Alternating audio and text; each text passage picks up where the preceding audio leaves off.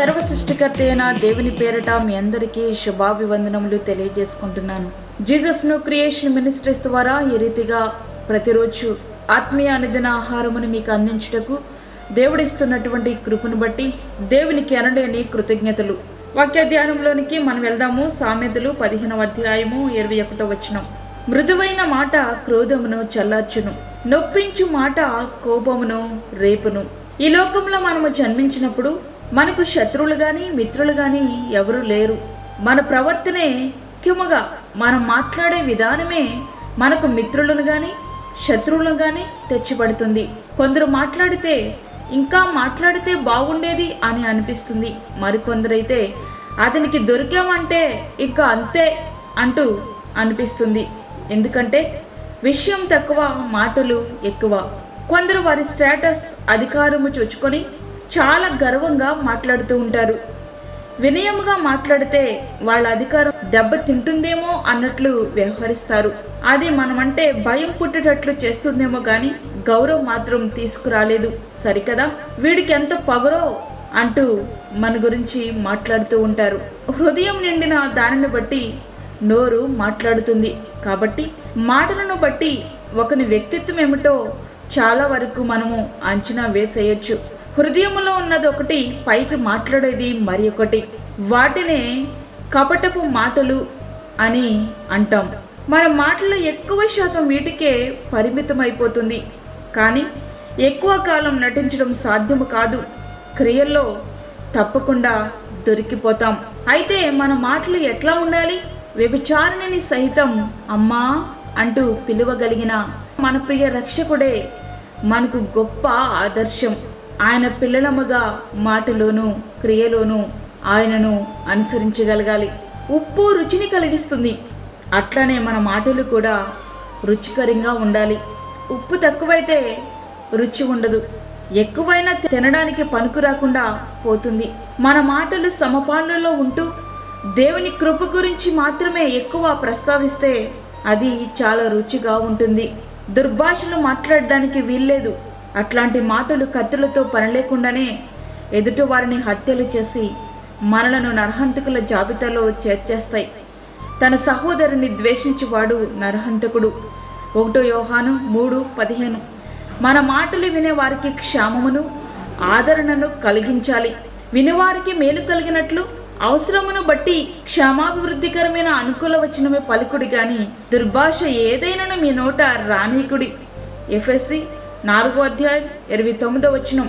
బూతులు కానీ, double meaning dialogues కానీ, అబద్ధమునకు తావిచ్చే మాటలు కానీ, పాపమునకు ప్రేరేపించే మాటలు కానీ మనము మాట్లాడడానికి వీల్లేదు. కృతజ్ఞతతో నిండిన మాటలే మనము మాట్లాడాలి. అట్టి మాటలు హృదయపూర్వకమైనవి కాబట్టి ఎటువంటి అబద్ధాలకు తావిచ్చే అవకాశము ఉండదు. కృతజ్ఞతావచనమే మీరు ఉచ్చరింపవలను కానీ మీరు బూతులైనను పోకిరి మాటలైనను సరసోక్తులైనను ఉచ్చరింపకూడదు. ఇవి మీకు తగవు. ఎఫెసీ 5వ అధ్యాయము 4వ వచనం. ఎక్కువ మాట్లాడే వాళ్ళు తప్పకుండా అవసరమైన మాటలు, తప్పు మాటలు, ఇతరులకు హాని కలిగించే మాటలు మాట్లాడటకు చాలా ఎక్కువ అవకాశాలున్నాయి. విస్తారమైన మాటలలో దోషముండక మానదు. సామెతలు 10:19.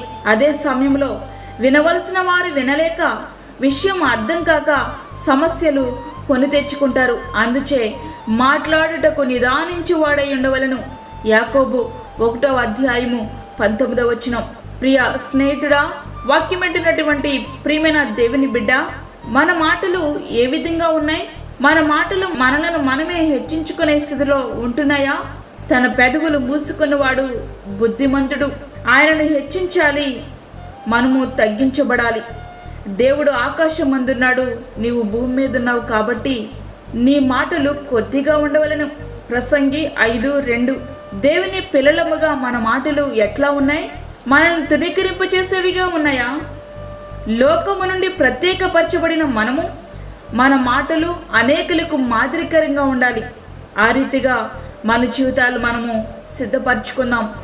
మాదిరికరమైన జీవితాన్ని జీవిద్దాం. అట్టి కృప ధన్యత ప్రభు మనకి అనుగ్రహించునుగాక. ఆమేన్. వాక్యం విన్నటువంటి ప్రియమైన దేవుని బిడ్డలారా, ప్రార్థనలో ఏకీభవించండి. పరిశుద్ధుడైన తండ్రి, ప్రేమగల యేసు ప్రభువా, వాక్యమైన ప్రతి ఒక్క బిడ్డను మీరు దర్శించండి. శ్రేష్టమైన మరి యొక్క దినాన్ని మా జీవితంలో మీరు అనుగ్రహించారు. నీకు వందనాలు. ఈ దినమంతటికి కావలసిన నీ కృప, నీ సన్నిధి, నీ తోడు మాకు దయచేయండి ప్రభువా. ప్రతి విధమైన శోధన, కీడు, ప్రమాదం నుంచి మమ్మల్ని తప్పించండి. వాక్యమైన ప్రతి ఒక్క బిడ్డను మీరు దర్శించండి ప్రభువా. వారి మాటలు నీ దృష్టికి అంగీకారంగా ఉండటకు సహాయం చేయండి. నీ బిడ్డలంగా మాటలోను, క్రియలోను, వ్యక్తిత్వంలోను ప్రభువా మిమ్మల్ని పోలి మేము నడుచుకోవడానికి కావలసిన కృప ప్రతి ఒక్క బిడ్డకు మీరు అనుగ్రహించండి. అదేవిధంగా బలహీనులను, చంటి బిడ్డలను, వృద్ధులను, గర్భిణీ స్త్రీలను మీరు జ్ఞాపకం చేసుకురండి ప్రభువా. గర్భఫలం లేని బిడ్డలను, అప్పుల బాధలతో ఇబ్బంది పడుచున్నటువంటి నీ బిడ్డలను మీరు జ్ఞాపకం చేసుకునండి తండ్రి. వారికి నీ కృపను ప్రసాదించండి నాయన. వారి యొక్క అవసరతలు మీరు తీర్చండి తండ్రి. అదేవిధంగా దూరదేశంలో ఉండి వాక్యం పెట్టిన నీ బిడ్డలను మీరు జ్ఞాపకం చేసుకునండి. వారికి నీ కాపుదల దయచేయండి. అనారోగ్యములతో బాధపడిచిన నీ బిడ్డలను ప్రభువా మీరు ముట్టండి ప్రభువా, స్వస్థపరచండి తండ్రి. మా అధికారులను, మా నాయకులను మీరు జ్ఞాపకం చేసుకునండి నాయన. నీతి న్యాయములతో పరిపాలించటకు సహాయం చేయండి తండ్రి. వారికి కావలసిన నీ కృపను సమృద్ధిగా దయచేయండి.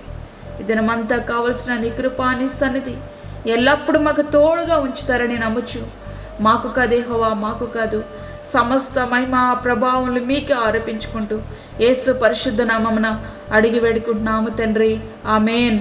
ఈ యొక్క వర్తమానములు మీ బంధువులకు, మీ స్నేహితులకు షేర్ చేయండి. దేవుని పనిలో మీరు కూడా పాలిభాగస్తులు కండి.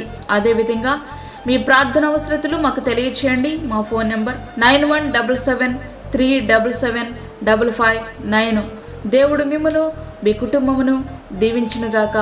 ఆమేన్. దేవుని సేవలో మీ సహోదరి అన్నామణి సాల్మన్. మా ఛానల్ని సబ్స్క్రైబ్ చేయండి, షేర్ చేయండి, లైక్ చేయండి. దేవుడు మిమ్మల్ని దీవించునుగాక. ఆమేన్.